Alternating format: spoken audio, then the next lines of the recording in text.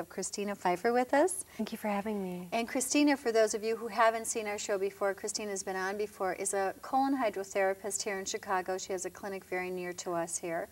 And we're going to talk about parasites and the problems that they create in the bodies, in our system. So thanks again. Let's talk about what you see in your practice, Christina. Okay. How many people do you see in your practice who suffer from different maladies like chronic fatigue syndrome, long-term illnesses, constipation, diarrhea, who are living on antacids and laxatives, and they go to doctors and really can't seem to find anything wrong with them? There's way too many. Really? Way too many. Unfortunately, doctors really don't know how to, they're not equipped to diagnose parasitic infestations. So more times than not it goes misdiagnosed and the problems aren't addressed. And people will live with these little critters for years and years and years. Critters. Yeah. Not good. So No. they're infested and have no idea that they're infested. Right. So we may be living longer in America, but it doesn't necessarily mean that we're living healthier. Absolutely right? not. I have a quote here that the Center for Disease Control estimates 50 million cases of foodborne illnesses in America every year caused by parasites, bacteria, and viruses. That's true. 50 million. Mm-hmm. That's amazing. And in third world countries, or I should say developing countries, it is parasitic infections are the #1 cause of illness and death. Really? So, I mean, in America, it's just as prominent, but you know, we've got better medical attention to take care of. And better sanitation. Exactly. So, but for people then who travel to third world countries, the chance of grabbing and picking up these parasites, I'm sure, are much exemplified, right? It's much greater, definitely. Oh dear. And then they can transport it to their families and their loved ones. And how do you do that? Shake their hand, give them a kiss? Kissing, even sexual contact. I mean, if one person in a family is infected or has an infestation, then everyone should pretty much get checked out. Really? If you have pets, I mean, that risk is higher as well. Oh boy. So pets pick up parasites easily, huh? Just from people the kiss them, and you know, they kiss their cats, they kiss their dogs, they pet their dogs, they don't wash their hands, and then they touch their face and cook their food, and it's disgusting. Wash your hands, okay? Everybody, start washing your hands more. Okay, so tell me this. Parasites are obviously alive and well in America. Right. Why are they so very toxic to our systems? Well, they lower your immunity. Just their die-off. You know, they live in cycles, and they lower your immunity just generation after generation, their die-off. So when they die off, they create like a byproduct that's toxic, more toxic even than probably the parasite is? Probably, most likely. Depending on maybe on the parasite Yes. or the infestation. That's Exactly. disgusting. And then they multiply at an extraordinary rate. How many a day? It depends on the parasite again, but some may lay as many thousand of eggs a day. A day? One parasite? Mm-hmm. How big are they, Christina? It depends if you have the single-celled or the big worms. You know, anywhere from single-celled amoeba. Which is like as big as a pen? Probably tip? even smaller. There are some microbes that are even smaller, but then tapeworms can grow as much as 30 feet long. Tapeworms. Mm-hmm. Ooh, how do you get a tapeworm? We'll get to that, won't we? Whoa!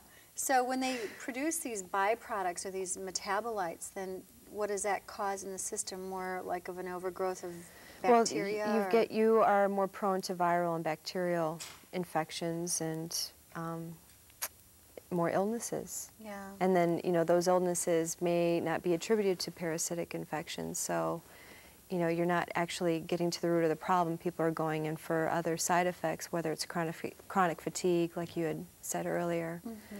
So it's really sad that this isn't being addressed properly. Well, I know the medical community in America is under the impression that parasites are gone. Bye-bye. We don't have a problem with them anymore. And I know that in your practice, because we've had conversations about this, you see nests of worms passing through the tube, the view tube, when you do colon hydrotherapy on people, right? Yes, I do. So they are alive and well. We have a witness. So, okay, tell me what these little guys eat. Again, depending on the type of parasite, it really varies. A lot of them do like sugar and simple carbohydrates, so if you crave a lot of sugar, then you may want to look into the fact that you may have parasitic infection. So yeah. would you then attract parasites that like sugar? They'd be more prone to hang out in your body than somebody who doesn't like sugar? Absolutely. So they have taste buds and they have preferences. Yes, just and like if you people. eat more sugar, then they're going to have more of a reason to stay and not die off and produce and procreate and have more babies, and then, you know, the next generation, and it's just a big old feeding frenzy.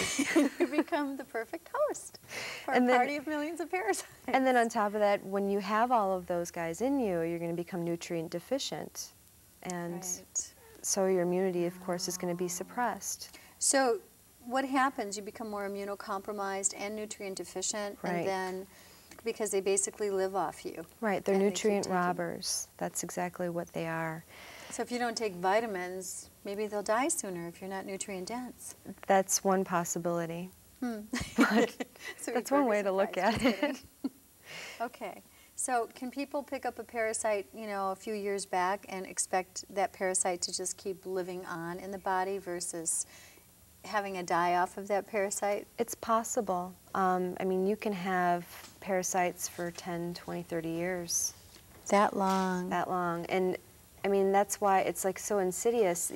People can survive even though their quality of life will be, you know, compromised. So they just think, oh, I'm getting older, I've got aches and pains in my joints. They don't know necessarily to attribute to the fact that they may have Wow. some Well, you sort of- know, just as a testimony to that, I was reading up on parasites, of course, before we met tonight.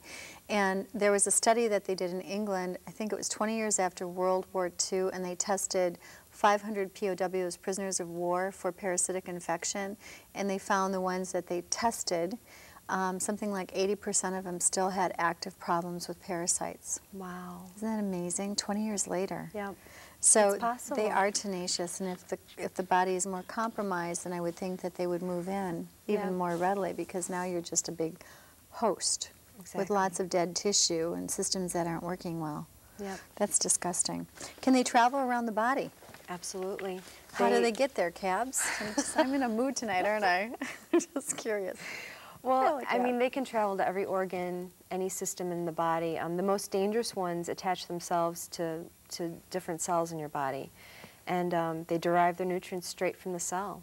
Ooh. So, So they leach vitamins and minerals out of our cells, Mhm. which would make you extremely tired, I would think. right.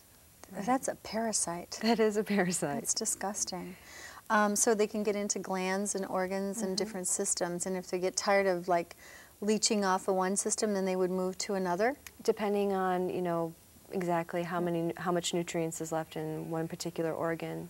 They go wherever it's friendlier. It's a friendlier environment for them. If you know, you start taking vitamins, they may start feeding on the vitamins, but if you do, you know, take particular precautions and start building your immunity, if you know, your heart muscle starts to grow stronger, they may move out of the heart and into the liver, depending on wherever your stressors, where your stressors are. If you're a smoker, they probably will be more apt to be in your lungs than if you More don't. dead tissue.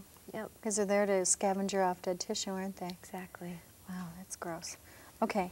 How long do they live, and how long can they survive then if they, say, move to one organ or system till that system becomes deficit nutrients? Or I guess it could boil down to the fact that they could live as long as you do. I mean, in autopsies, they find parasites all the time.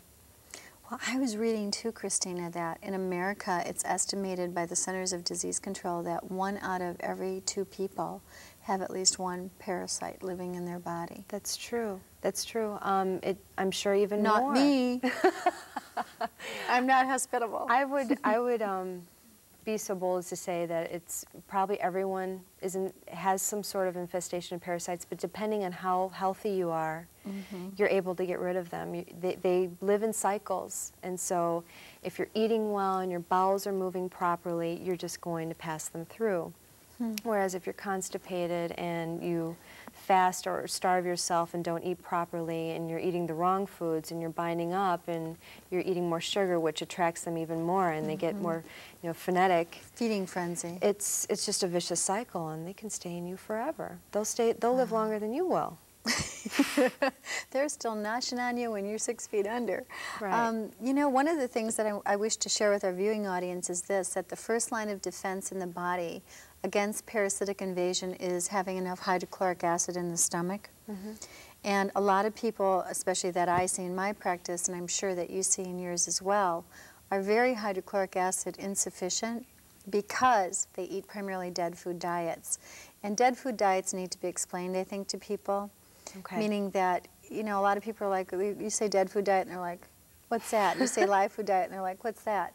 Well, a live food diet, if I can say this, is a food that is pretty much eaten as it's grown. And the more it is removed by each processing factor away from its original constituency, the deader it gets, and the less life and vital enzymes it brings to the gut and in the intestinal tract and the stomach. So you need to consume foods that are high in enzymes and that will help you produce enough hydrochloric acid. Now, when you age, or if you take medications and drink too much coffee, you stop producing hydrochloric acid. And they're your little white knights that sit at the gate, you know, by the moat in your castle, and they keep those perpetrators, those parasites, from getting beyond there, and they'll get killed off at the pass, right? That's right. So hydrochloric acid is very important for many people. Digestive enzymes are very important for many people because we've abused ourselves so much, you know, without really knowing it, I think. Many people just go for the easier or the faster way of life, and our lives are so busy, and so many people don't eat or cook, for that matter, anymore. So, okay. What are the most common parasites that you see in the United States or that you know of? Well, I have a list here. Okay. Giardia, they're found in lakes and rivers and streams and oceans, and they're from a water source. So can you just literally take a swim in the ocean and pick up Giardia? Oh, absolutely. How does it get into your body? Your skin, your mouth. I mean, if people don't dry themselves, I mean, when you're swimming, you always get water in your mouth. I did it in India, remember? I was so grossed out. Okay, it was like, I just know I picked up a parasite. Okay, so Giardia is really bad. Is that one of the most common? It is. All right. It is. There's also entamoeba. Okay. And they go for your liver and your lungs. Oh, so people who have lung problems or even lung cancer without ever having smoked really need to look at parasites. So is there a correlation between cancer and parasites? What do you think? There are a few theories on that, especially with the smaller guys. The microscopic? Yes, there has been some idea that if you have, let's say, a tumor and you go in for surgery, cut it open to have it removed, it's somehow disappeared, it's gone. Or it's like an empty sac? Right, and they're smart. The amoebas will move, and usually if they're nesting, depending on where the moon cycle is, they will move if they know that they're going to be removed. You know, if they move to a new location. They move to a new location, so you've got these traveling tumors that can't be explained by our doctors. As to what happened. Right. So they just move to a new location. Well, I know that they were saying sometimes when they remove tumors or cancerous tumors in the colon, I was reading this as well, that they found actually parasites connected to those tumors as well. So they're thinking there's a correlation again between cancer and parasitic invasion as well. I mean, I know they can't prove it unless someone does a study, of course, a nice longitudinal and it's not going to happen study for a while. So just get rid of the parasites just in case, you know, it's kind of like, yeah. Okay, what else do we have? You have the entamoebas, we have the Giardia. Blastocytis. What is the blastocytis? They're linked to acute and chronic illnesses, such as chronic fatigue. Mm-hmm. And they go all over the body, then these would be the cell suckers, we'll call them. Exactly. Ew. Yep. Okay, what else? We got the dientamoeba, and that's associated with both constipation and diarrhea. Okay. So, and where do people get that? They can get from water sources and hospitals, very common. Oh, and, great. People also experience intense itching in the anus area and loose stools as well. So that, I mean, hospitals are not a good place to go. You can pick up all kinds of things in hospitals. Staff. Because the people who are there are generally pretty sick. Exactly. So, okay. And what else? Cryptosporidium, yeah. Yes. Okay. And those are from water supplies as well. And they actually have more of a significant threat to people who have immune problems, HIV and AIDS. Autoimmune disorders too, like rheumatoid arthritis or Scleroderma, Exactly. really. Those. So these are popular. We've got 5 of them to really, concern ourselves with in the United States. And even there are though hundreds. there are I hundreds. don't want anyone to think that there's just these 5. There are hundreds, but those are the most common. Well, and I would think too, if you traveled and you have this kind of virgin soil, and you go to a third world country, it's like you don't have the recognition factor or what the antibodies. Your body wouldn't make the antibodies to recognize certain parasites or even bacterias, Right. which is why so many people do get sick if they're compromised when they do travel. And you have to make sure you really build yourself up. Okay, tell me about parasitic worms, pinworms, roundworms, and tapeworms. Well, they're generally contracted by, water sources again. Water sources, contaminated water sources, big problem, not just in So could developing people be countries. getting this from their tap water in Chicago? Oh yeah, absolutely. Oh my goodness! I mean, the best thing to do is to do bottled, reverse osmosis. What about filtered? Filters takes out the heavy metals and the sediment, but not microorganisms. Absolutely not. So Oh my goodness. take another step and boil it, and then put it through the filter. Okay, this is scary information, you guys. So you're drinking tap water in Chicago. A filter will not get rid of your microorganisms like your parasites. Right. And then there's also, you can get them from undercooked meat and fish, and raw fruits and vegetables if they're mishandled, not washed thoroughly. So fruits and vegetables, so all foods, if they're contaminated with water, could create a problem. Right. End of story. And that's not just in developing countries, that's here as well. So. Wow, okay. In 1995, a West Coast town found that even with deworming, which they offered free of charge from the local health department on the kids, the incidence of whipworm infestation still increased by 70% in 2 years in their children, Yeah. even though they gave free worming to the kids in their county, in their area. Right. So what that means is what? It's still on the rise.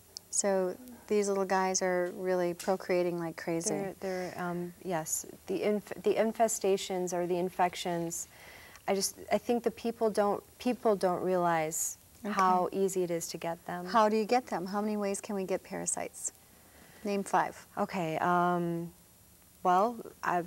Hand contact. Okay. Your food and water contamination from pets, from Walking barefoot, I heard. Yes, walking barefoot, you can get it too. Hand and mouth contact. Wow. Animals. Wow. And we import 30 billion tons of food every year from third world or from Developing countries. So the further away, I guess, these foods are from our source, the more contamination we have to be fearful of, right? Yes. Yeah. So. This is not good. So we're in trouble, and we import a lot of food, and people don't have the sanitary practices that we do in this country, so we have to be suspect of what we're actually dealing with here. Yeah, people don't wash their hands as readily as Americans do. I mean, for the most part, Americans are cleaner than most of those countries, and we have certain laws and guidelines, whereas those countries don't. Okay. So if they're handling our food products and they don't wash their hands, well, probably because they just don't have, antibacterial soap and water readily available to them. Or soap, for that matter. Right.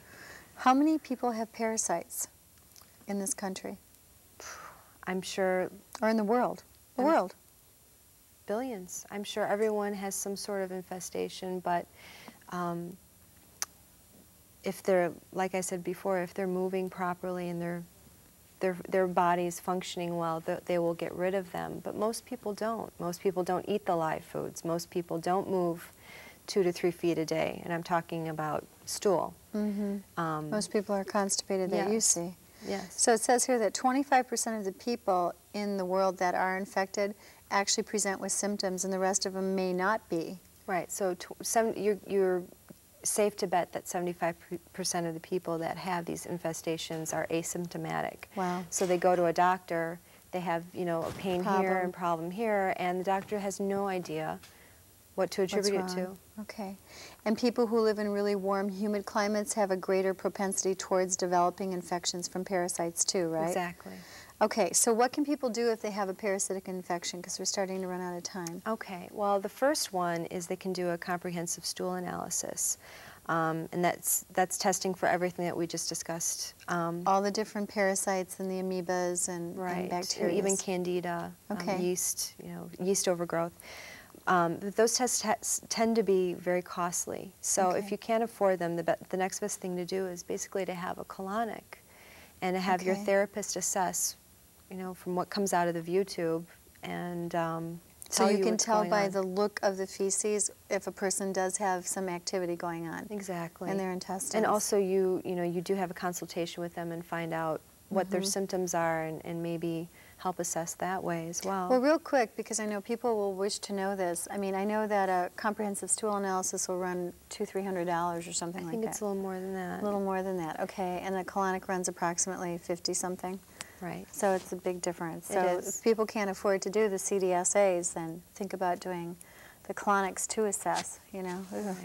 That's good to know. Okay, also what else should people do to keep their parasitic problems down? Well, make sure that they cook especially their meat and fish thoroughly. Okay.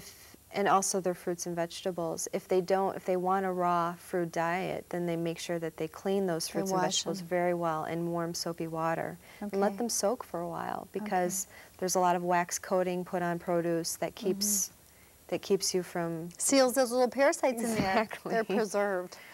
It's Exactly. good. Okay. What about taking probiotics? Do these compete against these little microbes and parasites? Yes, they do. And probiotics being such as like lactobacillus and acidophilus, in case people don't know what probiotics are. The opposite of antibiotics. They're the good bacteria that is found in your intestinal tract. Okay. And we should be creating our own, but most of us don't because we're missing the hydrochloric acid, which you spoke of earlier. Okay. Drink too much coffee, do too many antibiotics, that gets rid of your good bacteria, as well as vitamins and minerals and a live food diet. Okay. Tell me, we've got a second here, Chris. Yeah. Tell me about colonics. How can they help with parasites and bacterial overgrowth that the body's producing from the parasites? How do they assist people if they utilize this? We've got to wrap it up. So. Okay, well, just your muscle function. The colonics help strengthen the colon walls. And also, that would allow you to rid of them easier on your own when you're not being assisted by the colonic. But it also helps to flush. Exactly. Right? And it just pulls everything out, including those little buggers. Good. As they hang on, they get flushed down the tubes. Well, thank you for joining us, Christina. Thank you. It was wonderful information. Thank you. I'm Deborah Arneson bringing you Health Quest. Please join us next week. We'll be talking about Panchakarma and Ayurvedic medicine, which is fascinating. And until then, please take very good care of your health. Good night.